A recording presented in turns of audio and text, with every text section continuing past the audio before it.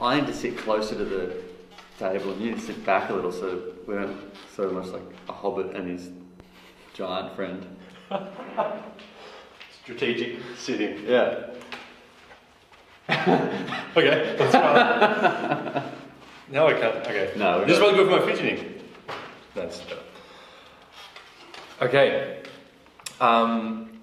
So holidays are up and everyone's doing extra programs and extra fitness work, and it's about to be New Year's, so people are going to want to start training programs. Dumb, stupid exercises that aren't good for you. Yeah. So I think it's important to say that often this is well-meaning stuff. So a coach whose job is much more about skill and teamwork and all the other things that a sports coach does have to also step into the role often of being a strength and conditioning coach to give their players some stuff to do to keep going.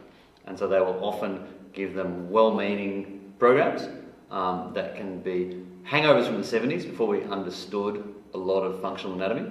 And so I think it's good to discuss why some of them are perhaps less good choices. Yeah. And also, if we're talking about athletic development and athlete training, often it comes from a personal training world where the goal is to move. And so the goal there is just to simply burn calories and make them sweat, energy, and just to feel like you've done work and been through reward. For athletes, it's a little more about, well, are we making you better? Are you improving? Are you going to improve on court or field as a result of having done this work? So doing work for the sake of work is not necessarily beneficial in that situation. It's work for the sake we want improvement. Yeah, and progress, exactly. So number one on my list I want to talk about is burpees. Can I? Yeah, you can. I can tell a story. Tell a story. So, a well-known basketball club that a couple of years ago brought in a personal trainer to run a pre-season for a reasonably elite team. And they did a very personal trainery. Boot campy style stuff? Yep. Yeah, and it was burpee central.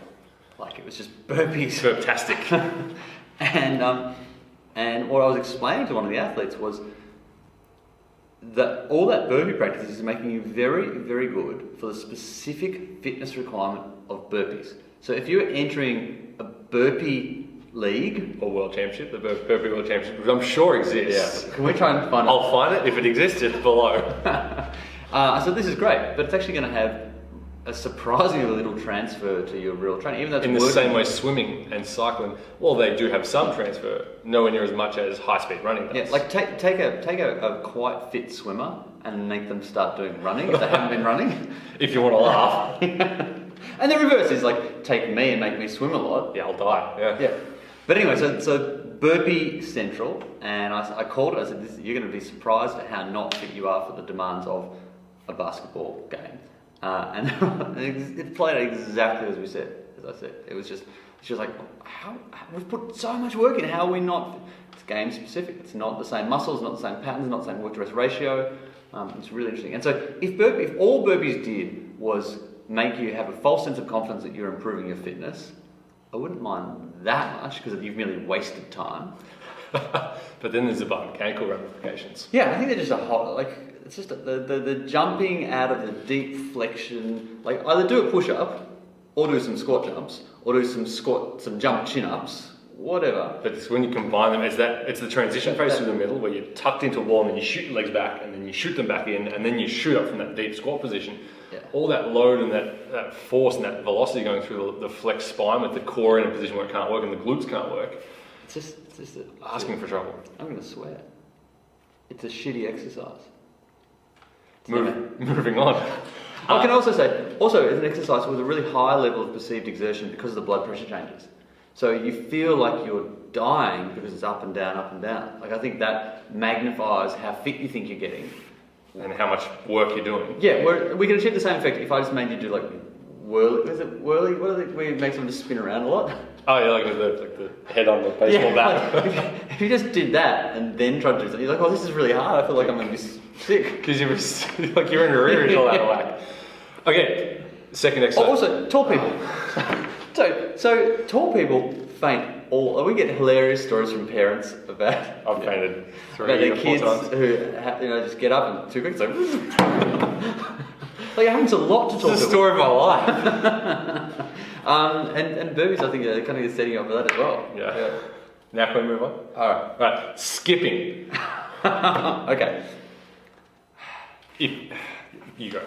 So skipping is done by a lot of people. Like, well, sports midfoot. You're learning to bounce. It's good for your endurance. It's plyometrics. It's also fitness at the same time. Yep. Yeah. But again, it comes back to that specificity. Like you're getting really good at bouncing in exactly the same spot for a long time. That doesn't necessarily translate to being really good at going like that. Or exploding, or sprinting. Moving, changing. And it also, if you've got kids with really long metatarsal bones, it's putting an unnatural level of repetitive stress through that structure, just going again and again and again in a way that doesn't happen anywhere else. So it's because it's so repetitive and so exactly the same. It's just like tapping on it with a gentle hammer.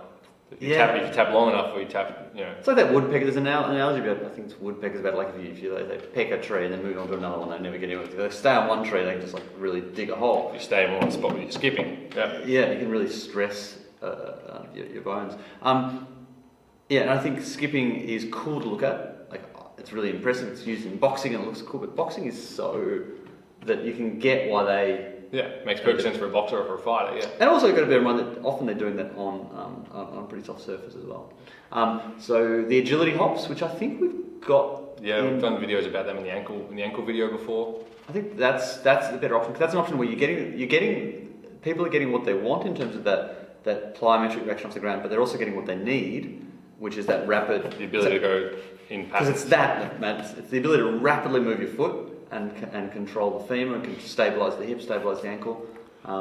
Or agility lap. Yeah, a little bit. We're talking about a pinch of agility ladder is a much better option because you're getting the ability to move your body with the quick feet as well. The other thing with skipping is it's kind of, if you think of a continuum from sleep to maximum effort sprinting and vertical leaping, skipping is kind of this no man's land in the middle, where it's neither helping you plyometrically nor helping you conditioning wise. It's like it's this weird hybrid where it's kind of plyometric, kind of conditioning, sort of gets you a bit tired. But you run a lap of an oval. That's much more exhausting than a couple of minutes of skipping. Yeah, it's like you get unable to complete the skipping any further, but you don't necessarily feel like it's made you. Yeah, because the Achilles tendon sort of tires before the heart and lungs do. But it's not stressing the Achilles and the calf enough to be truly plyometric and explosive. So it's not improving your vertical leap or your quickness, but it's not really improving your conditioning either. It's the opposite of a sweet spot. It's where it's not going to improve explosiveness or fitness, but what it can do is cause soreness and stress through bones and ligaments. Yeah. So I've directly prescribed skipping to exactly 0 people in the last 17 years. I did a couple of times before I met you, back when I was stupid. But and there'll be some people who are like, but it's really good. Like, there's certain circumstances it's good for. It's good if we train a lot of boxers, I would probably do a little bit of it, because they really do have to just bounce and like that's just in it. But for a couple of combat athletes, we haven't felt the need to do it. I think again it comes back to if there's a better thing, do the better thing, and agility hops are much better. Good. Do you want to leave it there, or do you want to do one more? Let's do one more. Upright rows. I hate upright rows are just ridiculous. They're hilarious. Yeah. So can I get the ball and socket? Sure. So upright row, for those who don't know, is where you have the barbell at the front of your body, and so you sort of slide it up your body into this kind of position here, where your shoulder is up parallel. It's a sort of a deltoid exercise, curling upper trap thing, where you're pulling the bar up to this position and straight back down, standing up with the barbell in front of you, or dumbbells or cables, whatever you like. The problem is with the shoulder joint. Yeah, so to understand, I think it's important to understand why an upright row is stupid, is to understand how stupid the shoulder is. You've got this ball and socket joint, which I've done a video about the shoulder before, so I'll put that in the link as well. And it's like a basketball on a golf tee. Like it's just not. It doesn't like proper hit the hip at the ball. Stuck in there good. That is a socket, a ball, joint congruency. That's pretty good. This is just, if you were the engineer that made this, you would get the sack. Like why? What were you thinking? This is just evolution taking its course in a weird way. You're drunk, shoulder guys. Go home. And just, but it's not completely stupid though, because the benefit is I can do this, and I can do all this crazy movement with my shoulder, and I get all this range of motion. What's interesting is one of the surgical fixes of the shoulder 2.0. So the big problem is that you run into is that you can get that impingement here, where supraspinatus. As you go up like this, the joint just. You close up that subacromial space and you jam up all the tendons and ligaments and nerves and the bursa and fat pad and all stuff that runs through here.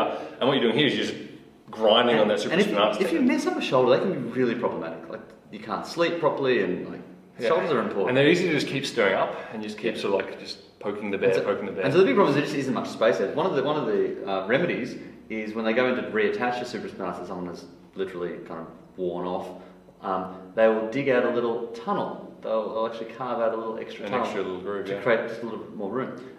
So you can do your upright rows nice and easy. So if you said to me, Durham, I hate my shoulders, my parents are making me play sport, I'm sick of tennis, I'm sick of cricket, I just want to lie home and be uncomfortable for the rest of my life, what should I do? I would say you could start with an upright row. That's because it's just that magical combination of forward position. You have to lean over to get to the bar, and then just getting that. And some people, again, that impingement and rotation. Some people would you impinge sort of through there, if you can see that. Some people say, "Oh, I can do them perfectly safely, and they're perfectly fine." You know what? You've probably got really a well set up shoulder. Good scapular mechanics, good thoracic. Like I do a dumb exercise that we don't approve of here. I'm not gonna. We'll talk about that another time. Next in the new year. But because I really like it, and I'm and you do it well. I do it well, but it's dumb. I probably shouldn't, but we'll talk. Part two, we'll do that another time. We're at 10 minutes now, I think that'll do. Alright, don't judge me for my dumb exercise. But try and avoid dumb exercises. So part one, I feel like this will be like a 10. I will do this every couple of weeks.